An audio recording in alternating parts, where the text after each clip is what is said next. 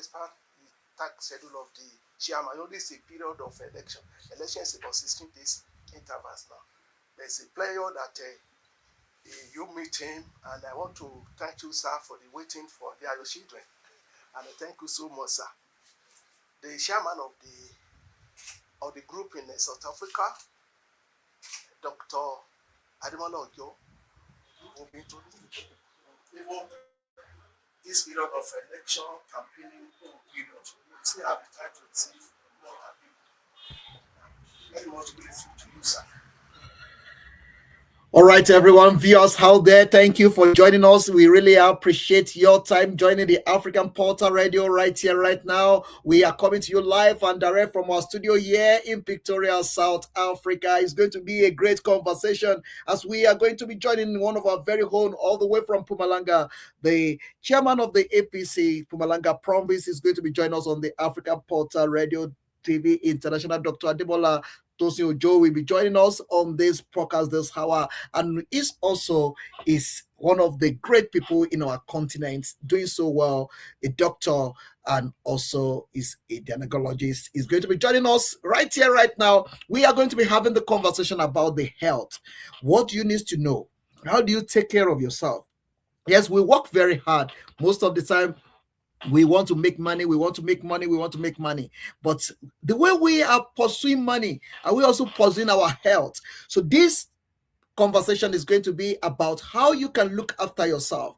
Where you are looking for money, how can you also look after yourself? A lot of people believe in making money, believe in going out there, find all the means to make money, work very hard. Some people even go to be working like 12 hours a day. Some people say that, no, I work 12 hours, I don't even sleep.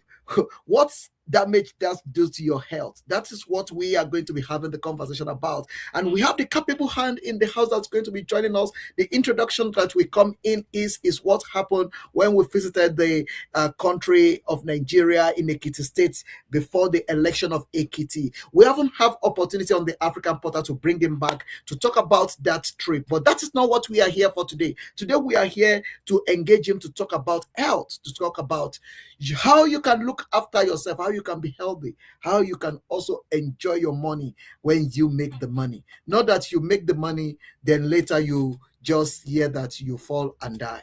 That is not what we want. We want you to enjoy your money, and that is what this program is all about. So join me to welcome one of the great leaders of our time, doing so well, a great man, very, very hardworking, and doing so well in our community in South Africa and across the globe. Welcome, Dr. Ademola Ojo. Dr. Ademola Ojo, thank you for joining us. We really appreciate your time on this African Portal Radio TV International. How are you today? I'm good. Good afternoon, African Portal Radio and TV International. You are always spot on. You are doing very well globally, and I appreciate this time given to us and to speak on the crucial assignment, which is health. And I wish to greet our people at home, everywhere in the world, our viewers all over the world, to remain steadfast and cling to the scene to get the gist of the day. Thank you. All right, thank you very much, sir. We just out of one program right now to also connect with you to talk about health. Let's look at how people work very hard, especially in the continent where we are in Africa. People work so hard to make sure that they make ends meet, to make money and all that. But why they don't focus on their health, they focus on making money, they focus on taking care of the clothes, having party and all that. But talking about the health is not something that is trending in our community, in our society in Africa. What is your view to this? Really, it is really an ugly scene for people not to take their health seriously, because health is said to be wealth. The money you are looking after and you are really trying to make so much needs to be spent on your health. Otherwise, you won't live to enjoy the wealth. So health is the pillar, is the foundation, is the fulcrum It's just the basics that everybody should clamor for. And after that, wealth comes in, because you do not have time to, enjoy the world. At the same time, money is crucial. And in a natural balance, we say money makes everything go round. It's true, but one should be very conversant of one's health. And I think on this premise, the World Health Organization was able to define it absolutely in a very, factual manner, that it is the state of a complete physical, mental, and social well-being, and not merely the absence of any disease or infirmity.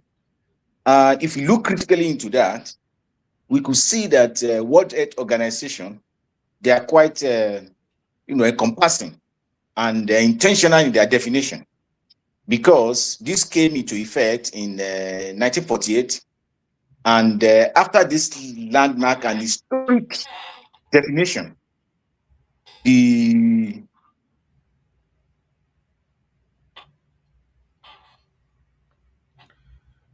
not just mere treatment of diseases or illnesses, but as a holistic, brought a holistic focus to look at health in a resource-oriented model, so that everybody is taken into consideration. And this is the way we need to really focus on our health, to believe that not when you are just physically, mentally, and socially well, that you are healthy.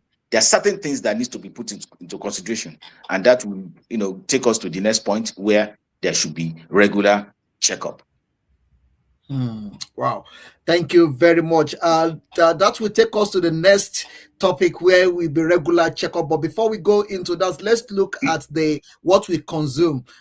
Some people work very hard, but what they consume is nothing to compare to the work they do. Some people work like elephants and they hit like ants. Is that also part of the things that we need to look into? What we consume, like that's what we eat, is it also having anything to do with our health? Definitely, yes. I think to bring a balance to this health discussion, I think there are few pillars we need to look into. We call it the 7 pillars of health. And this encompasses: 1, the physical wellness.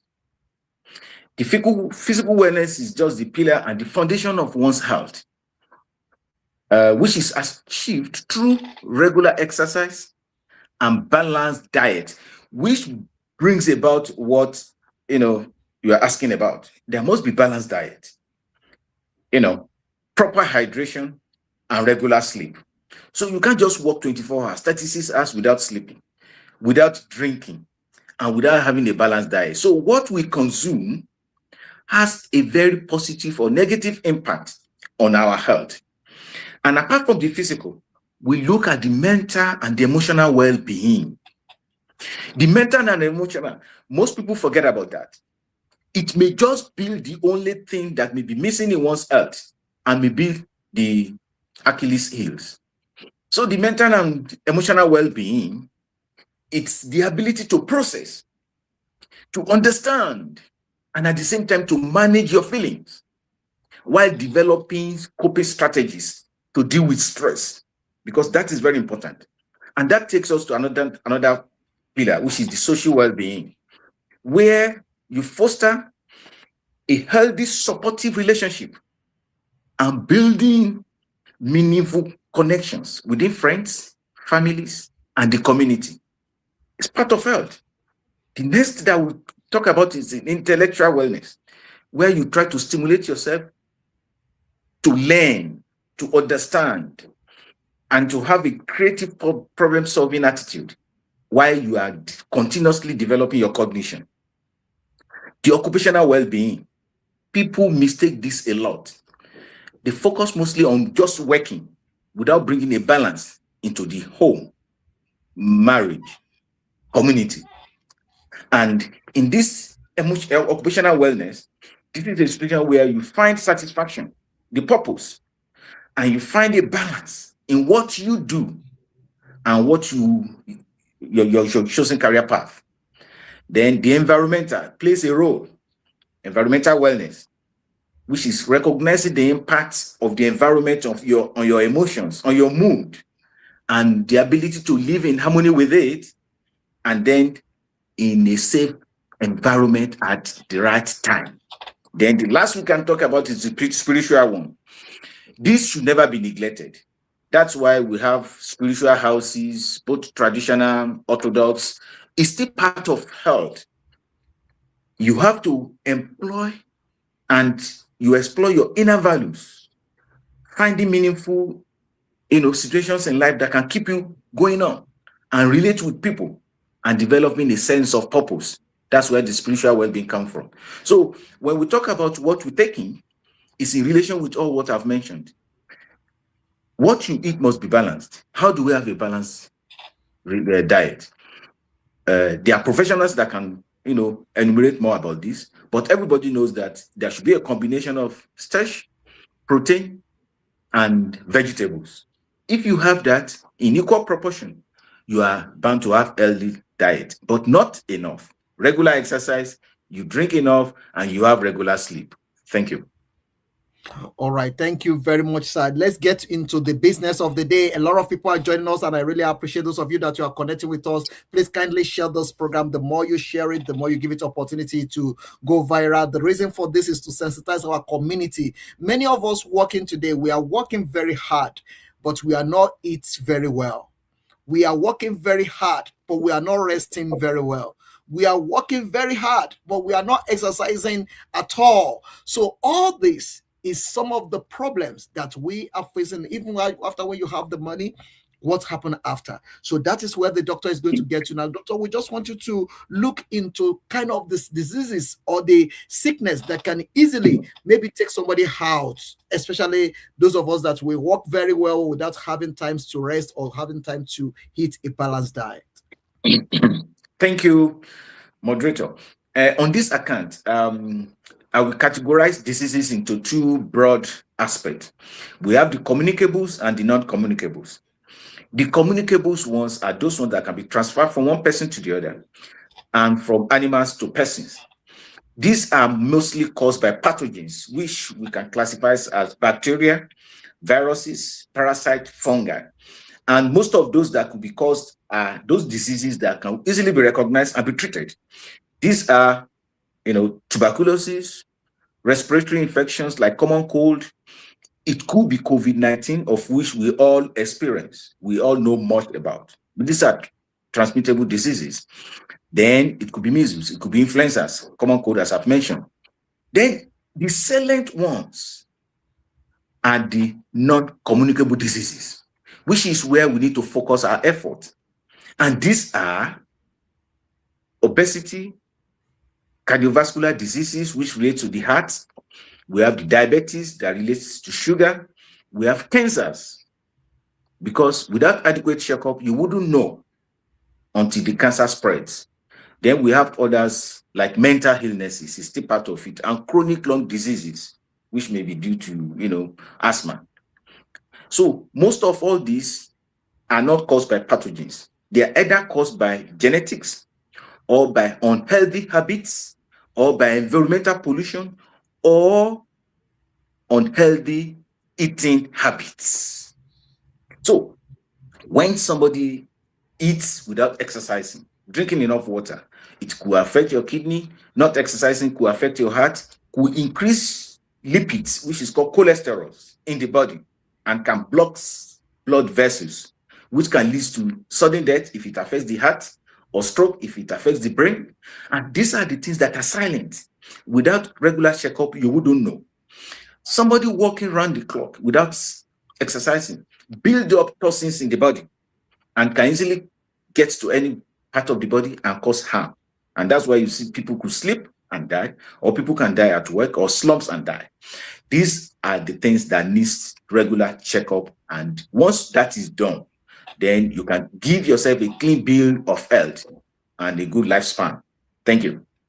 All right, sir. So for those of you that you are listening to us, you are listening to this program. This is Health Talk. And why we're putting it together is because we want the experts to come on and advise us on what we need to do. And this is going to be a weekly program where we are going to be having the conversation with this great leader of our time that we'll be talking about health, how you can look after yourself, how you can look after your health, how you can take care of yourself, and check up that is talking about as well. What are the process? What do you need to do? Where do we need to go to get checked up? And some people say, hey, now health is very expensive to go to, especially in South Africa. If you go to the government hospital, you're gonna queue for the whole day, and going to private hospital is very, very expensive. What do we need to do when it comes to this? Some people don't go to hospital because of all that. I mean, what is your view to that, sir? Thank you. I think we have to start from the basics. Definitely, it is true that health is expensive, but the government of the day in most countries, they've simplified things so that people can easily start from the health centers, which are community based. You walk in there, the nurses, the health workers, allied workers, they will start by checking all what we call vital signs. After asking you some questions, how do you feel? Then you tell them how you feel. They may concentrate more on that, but the basics will be done for everybody that walks into the healthcare centers. You don't need to start from either larger hospitals, which could have long queues or which could have other major problems to solve. But from basics, health centers, they will take your blood pressure, they will take your heart rate, they will check your heart, they will check your urine, then they will check, your bloods. And from your bloods, they will know your blood level and they will know your sugar level. From there, they will call experts like either the dietitians or the community-based health talks to speak with you and advise you on what you need to do. If there is any need, if they've picked up anything that is untoward, they will refer you to the next level. Because if we don't do it this way, most of the bigger hospitals will be overcrowded.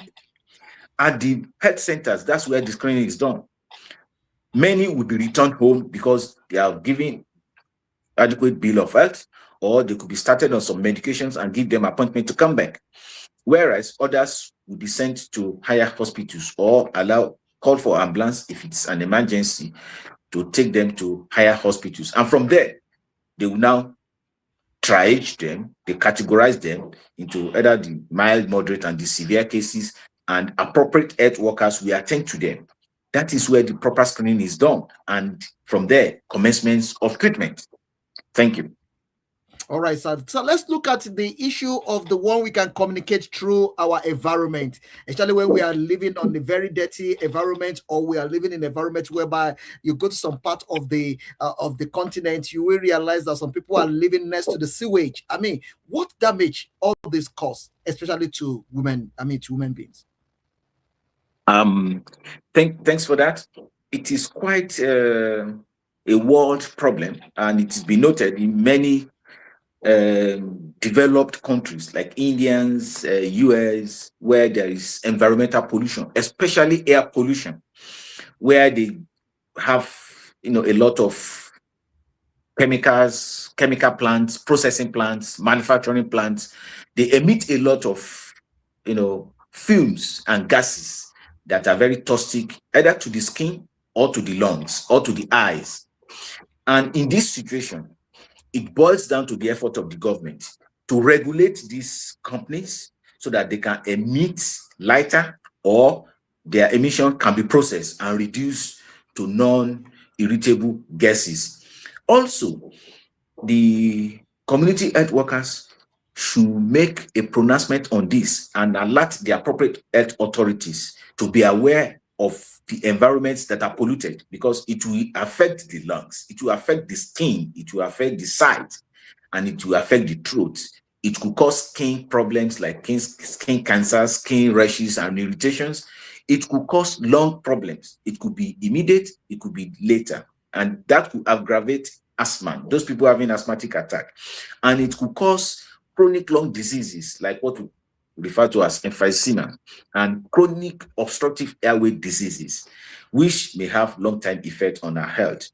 And others that could cause problems to the eyes, could cause irritable eyes, cause blurring of vision, it could cause development of cataract and all the rest. So it is the onus lies on our healthcare workers and the the municipal areas or our local government to enact proper laws and to do adequately to make sure our environment is clean. And more so, it affects the kids under 5, especially the newborns and the under 5s. It's, exposes them to so many chronic lung problems, which needs, expensive treatment. Thank you. All right, sir. Let's look onto where people needs to go to, especially when people are start seeing some of the symptoms. And also, you talk about the symptoms as well. What are the symptoms people can be, saying that will make them know that I need to go and see doctor? Because when people don't see any symptoms, some people seems to look like, I know everything is okay. I can wake up, hey, my body is good, I'm fine. But there are some symptoms that you will be getting. What are those symptoms, and how can one, attend to all those symptoms? Yeah, thanks for that. It's very glaring that once the environment is polluted, most people will start with skin irritations, getting skin rashes, and then difficulties in breathing or coughing.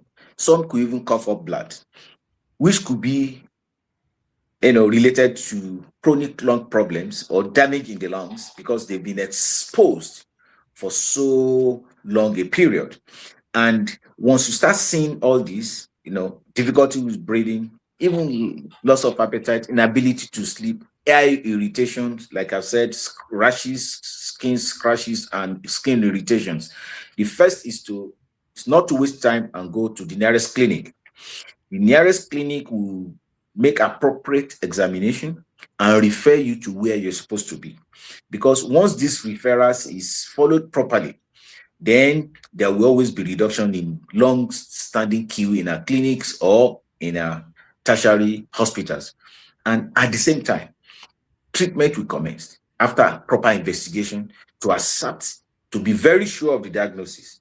And then once treatment is commenced, these people will improve. But there is still something that attention needs to be paid to. People don't need to be returned to that particular environment because they will still suffer the same fate.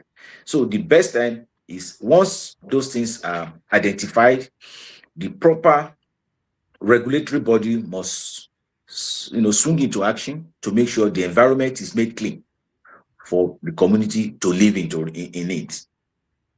Thanks.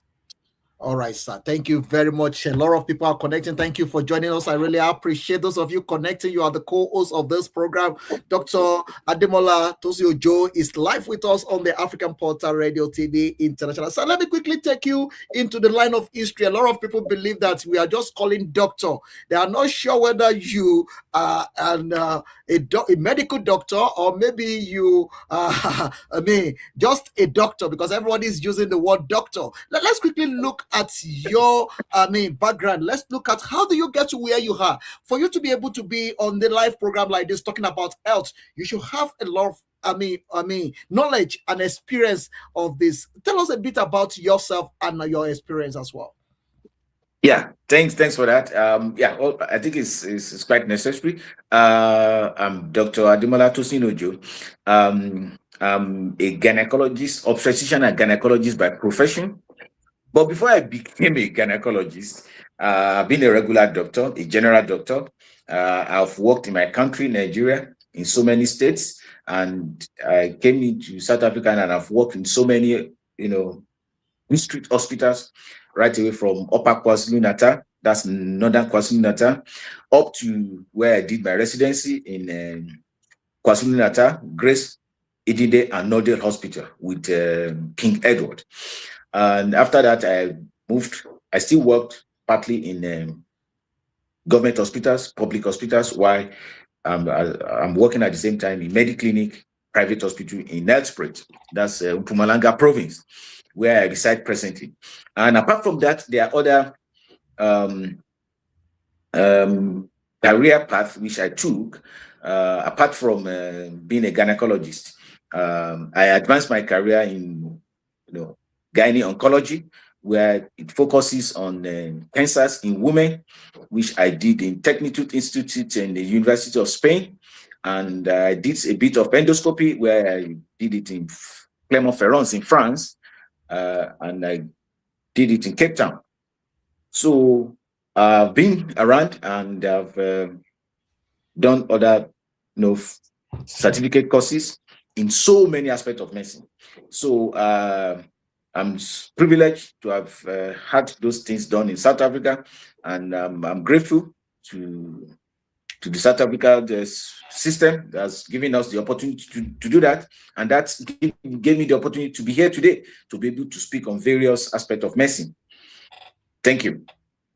Oh, thank you very much, sir. We are on the live talk with one of the leaders in our community, that is the Dr. Ademola Ojo. We are talking about health. Is a professional and also have experience in that area. And I really appreciate those of you that you are joining us. Excellent job, African Porter. Thank you very much. That is Rose joining us all the way from Ethiopia. Rose, thank you very much. You just step out of the program. Rose, thank you all the way from Ethiopia. She's watching the program and she's giving kudos to the program and also to the guest in the house. Dr. Ojo, let's look at the final aspect of this conversation before we bring you back next week, where we are going to go deeper into the conversation and looking at the health and looking at how people can take care of themselves, and also looking at the issues that is happening, especially in women, in children, and all that, where you specialize. Let's quickly talk about the stress, how people manage stress, because a lot of people also work there. There's so much stress in this time and in this age. How can people manage stress? Yeah, thanks for that. It's one of those things that people overlook a lot. And this boils down to one of the wellness pillars that I've mentioned before. Because stress will affect the physical, it will affect mental and emotional, it will affect our social well-being, even intellectual well-being, because of lack of concentration, so that you will not be able to be knowledgeable in what you do. Occupational, even at work, you become a disaster. Then environmental and spiritual. So how do we get over this? The first is to be able to look into what interests you in terms of social, so that you can relate with it, and in the company of your friends, family, and even in your society. Then in terms of the physical, you limit the extent of the work you do that is causing stress, because that is the first pillar and the fundamental of your well-being. Then in terms of your mental and emotional wellness, stress will really disturb that so much. So you need to bring a balance into that. And you have to process and then understand and manage what makes things stressful to you. And at the same time, you try to relate with friends, even at work, share your emotions with them, and even with your bosses, so that they can relieve you of one or two things that could aggravate your stress. Then the spiritual aspect matters. You relate with your clergy, you relate with your pastors, you relate with those that understands better and bring a better side to what is happening to you. Then the other side you can't neglect is health proper, where you need to go to clinic and speak with health counselors, speak with your psychologist. They are very good. They are trained professionals in this aspect. They will relate with you. They will walk you through all this aspect of wellness, and they will see which one you are really lagging of. Then they will bring that to the fore and speak with you professionally, so that it mitigates that. Pharmacologically, things could be introduced in terms of medication that can reduce the stress if that is necessary. But once the professional speaks with you, the psychologist, they'll be able to know if you are the type that needs that or not, or at the same time needs admission. Subsequent visits could be arranged so as to mitigate distress and to follow up. Because if this is not well managed, definitely we know of people that have committed suicide, parasuicide, even homicide. So it's always good to be conversant of this, not to be neglected, and to make it a priority. Thanks for that.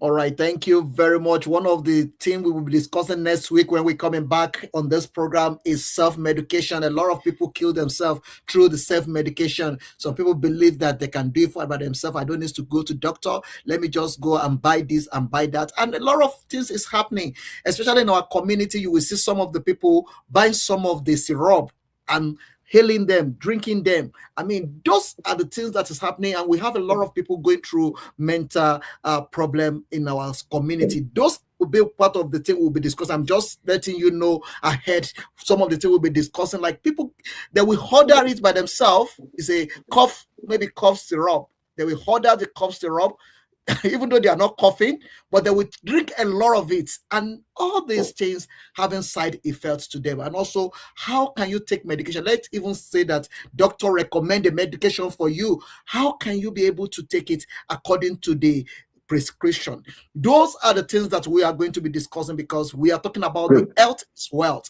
And when we are talking about that, some people believe that I go to doctor give me medication. Do you take the medication according to the prescription? That's another problem that we are facing. And also some self medications. So people believe that when you take this and this together, it will give you this. You can take it. Some people believe that when you had this and this together, it can give you this. What are the damages that this causes to the body? That will be the next conversation in our next meeting, where we are bringing you back on this conversation. But before we go, let's give you opportunity, because you are live here on the African Portal Radio, to address the Africa. This is Africa Today. We want you to speak to Africa on health, how we can be able to live in a healthy environment and also enjoy our wealth.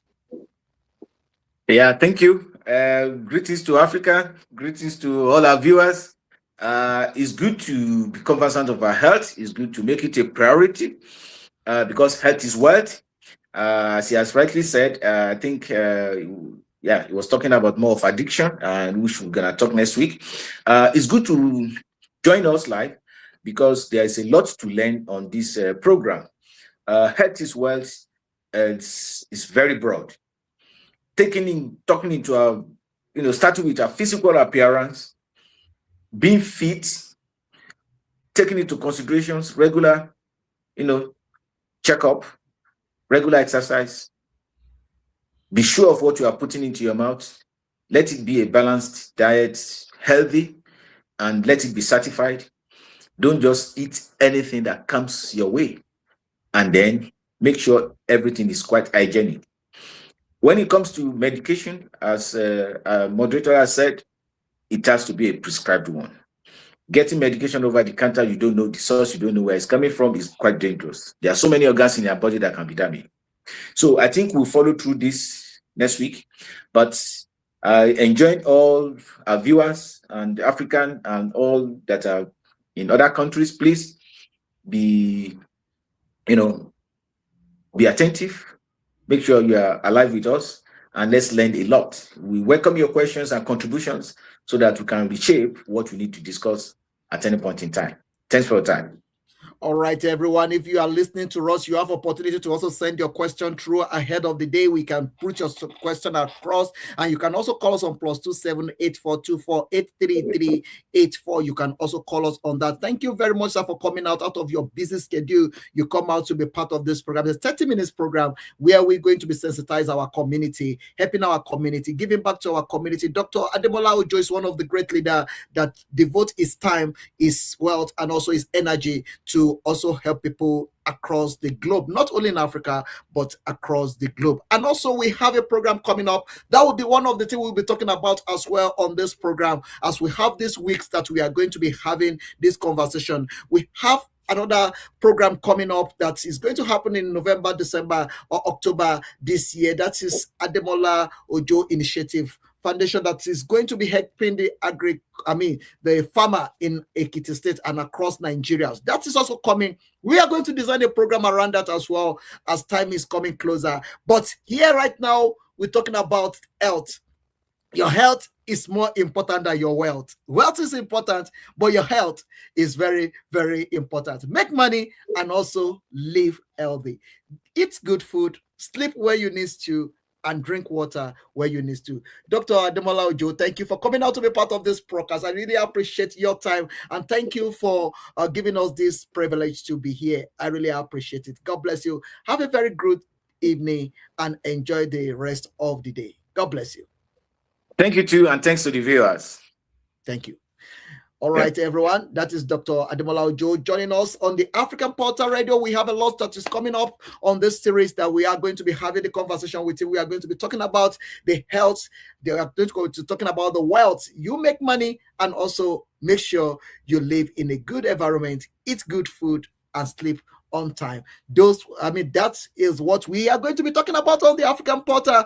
And today we are running up this section. We are coming back next week by the grace of God. Join us same time on this podcast as we are going to be having a good time. But last month we have opportunity to travel all the way to Ekiti State to go and meet with people to support the governor of Ekiti State as he is planning to be re-elected as a governor. But we pay our home bills and we go there as well to support. That is the cap you are seeing ahead of me. You can see it. That is powered by the Ademola Ojo Foundation as well. So let's hear that.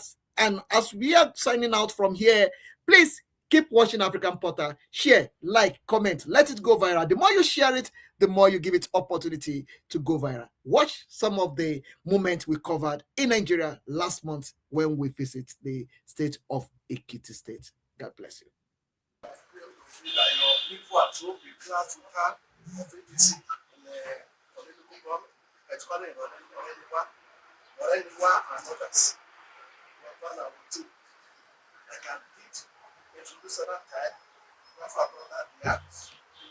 Who is the chairman of the APC group in South Africa, and his colleague, to his wife, the princess and the husband he goes to.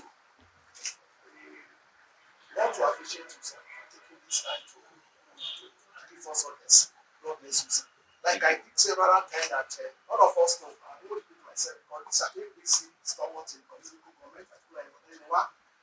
The peace of party in this state is by the grace of God, by the good leadership, friendly political leadership of our chairman. You can imagine what is going on in the states now. If all the parties is with us, those who the past governors are with us, fight for us, we have to very good party leadership. And there is no agreement that is peace together between the government and the party. There's no agreement, and that is what we are seeing all the things that are going on in the state because there is a cooperation maximus level between the party structure under the leadership of Barrister Shola Eleshi. Thank you very much.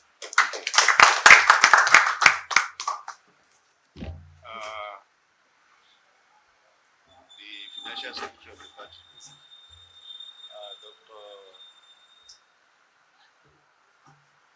Dr. Ojo and his spouse, our leader from South Africa, distinguished members of our party at home. It's a pleasure we have Dr. Ojo and his colleagues with us this morning. This is APC Secretariat of the State, and by the grace of God, the party is a unit. There is no acrimony as introduced by our brother. I believe that we'll be working together for the emancipation of our people in Ekiti and in Nigeria. Our party of Progressive Congress has been in existence for the past 30 years, and we have produced two presidential candidates, the late General Buhari and the incumbent president. In Ekiti State, we've had Dr. Fayeme as the governor, and later we have the incumbent governor as the governor of Ekiti State. the party has been working in harmony with the executive, and that's why we are enjoying relative peace in Ekiti State. And Ekiti as a whole, we are more or less turned into one political party because we don't even have a barren opposition here. So, but be that as it may, we believe that there should be no stone untouched. We believe that we should all work for better participation among our people. The essence of plain politics to serve the interests of the community, to put in infrastructure, to put in good roads, build hospitals, and other good things for the society. Wherever we have all the progressive Congress, it is progress all over the place. And that's why in Nigeria today, over 32 governors are with us in APC. And we believe that in the next election, prior to this time, we'll be having just 199,000 votes or less. But this time around, our target is to secure over 500,000 votes for our governor. And for Mr. President, by January, we hope we will have at least 700,000 votes from Ekiti State. We are not surprised that our people in diaspora, they are working hard so that they will join forces with us at home to make this laudable achievement realizable. And we are glad to have you and your entourage with us today. We thought last week we would be in South Africa, but as God will have it, at that particular period we pay host to the first lady in Nigeria, the wife of Mr. President, Senator Oluremi Tinubu, and that's why we are not able to be with you in South Africa. And we believe there will be another day when we go there and see what our people are doing there. We will be glad to see our party growing faster than NDC. The PDP in the past, they will say they will be in power for the next 50 years. Man proposes, God disposes. We are here today, and we believe if we continue to do the interests of the masses, we shall continue to enjoy the privilege of being in government. And the essence of doing that is to be more hardworking, more people-friendly. And how can we be people-friendly? It is by doing the wishes of the society. And that's why I enjoy you people from South Africa, that you will be a shining example to other political parties in that country, so that they will know that there is one revolution going on in Africa and in Nigeria, that we in Africa, we are democratic, we are people-friendly, we do things that will make our people to enjoy the dividend of democracy. And that's the essence of being government. And we plead with you too that with your cooperation, with your usual support, we'll continue to work harder to make this place a viable place, to make this place an egalitarian society. And that's the essence of politics. I welcome you once again. You're welcome.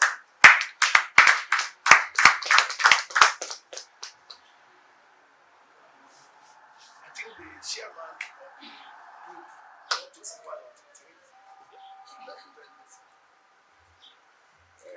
Good afternoon. I have to start giving glory despite the intricacies of the travelings and the itinerary, and at the same time, need to honor indefatigable leader, the state APC leader, Honorable Barrister Election, that has made it possible, despite his daunting schedule, to accommodate us. It's not taken for granted. I'm sure there will be a lot of work. I would like by recognizing the financial secretary of the party. They are not taken for granted at the same time. I would like to introduce my entourage from APC Monanga, South Africa. Here by my right is my able wife, Mrs. Dato, of Temidure. We have Honorable Prince Boyega Samuel Astrop from the Ademola Tosin Ojo royal family. And we have a media group by Mr. Honorable Olu Song and his team, all the way from South Africa. It will have been more than this because there have been others that have been willing to come with us. Will have been about 15, but because of the short planning, they were not able to make it. And at the same time, I have to recognize the presence of our father here, Dato. You are welcome. He's my powerful in-law. Looking younger every day. And his honorable wife, Mrs. Ngozi Ademola. We have our brother party stalwart here, Mr. Oluwatosin. Then my able brother, who has, with his discussion together with the honorable party chairman, has made today's possible. This honorable Ademola, thank you for being with us at the same time. Other party members that are here, my able brother, my colleagues, and my seniors, wish you well, and you are all welcome. And I'm now my father, and hello sir, you are well recognized. Thanks so much. I would say, without taking much of your time, because the schedule is quite tight, we know that this is election time, the fever is infecting everybody, and that's affected us to here today. Simply, the purpose of the visit is to collectively appreciate and register our gratitude and admiration for the people of Ekiti State, what they've been doing through the governor and the party state chairman and all the lieutenants. They've been able to take the bull by the horn, and they've been able, despite problems here and there, considering the ups and downs, they've been able to navigate narrowly and widely to shape the course of Ekiti State. For Ekiti State to have been able to develop till this time, this is well appreciated. And we from diaspora have seen this, despite the fact we are far away, and that gave us the energy and the strength to be here today. And most of what has been done, according to the pillar of the government in Ekiti State, stems from the governance, youth development, empowerment, and employment and education. Then we have capital development, infrastructures, arts, culture, even tourism, together with agriculture. All this has been expanded so widely in Ekiti State. We thank God for everything that has been done. In Yoruba parlance, and according to our elders, they will say, when the elders is in the market square, you don't expect the neck of an infant to be awkward. And that has been gladly and tremendously shown to us by the administration of His Excellency Governor Bao and our able party chairman here. We thank you so much. Considering the task ahead that's so daunting, the government has not wavered. The government has not lost hope. Otherwise, they've been emboldened and they've been able to take the task head on and to be able to showcase in different aspects that I have mentioned that there are good strides, tangible results to giving and for others to show. Even here and diaspora, it has been well commendable. We also, in APC, Malaga, South Africa, has been able to leverage on this to tell our people that no, if it is worth visiting. The state is turning into a tourism hub. Infrastructure development from roads from north to south, west, east has all been palpable. And on this note, we has contributed a small little quota to be here and to develop and to appreciate grassroots mobilization, house to house, door to door, community to community, constituency to community campaign. And that has predicated on the fact that we're able to, put in, get a bus that makes it possible for conveyance of all our party stalwarts. I think there's no gainsaying the fact that it's an Herculean task for petty stalwarts our fathers, our mothers, supporting the BAO project, to be jumping from one Tessie to the other is quite hazardous. We felt we should just add little quota to ease that movement, and that we've done, and it's making waves. Also, with the Dato team, which is the Dr. Ademola Tosin Ojo, has been able, through farming and feeding initiatives, have been able to accommodate almost all the farmers in the Ekiti state, giving them some utensils and, conscientizing them about, the latest in terms of farm implements, farm, practices, and that has been done. As a proud Ekiti indigene, I'm quite delighted to be here, and it's a history in the making, and I feel we should be looking forward, because this June 20 is already a bygone. Election is one already.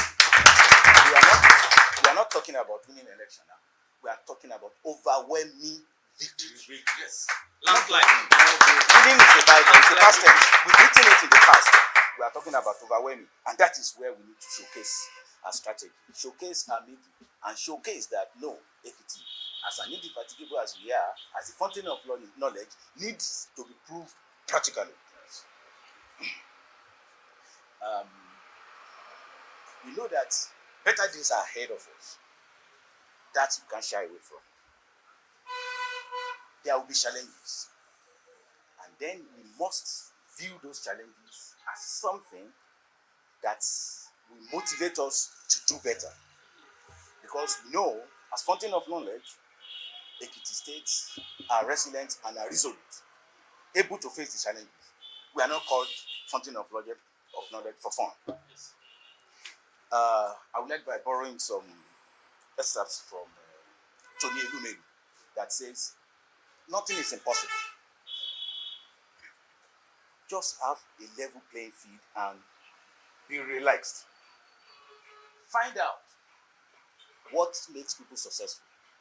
Chances are that you will find it.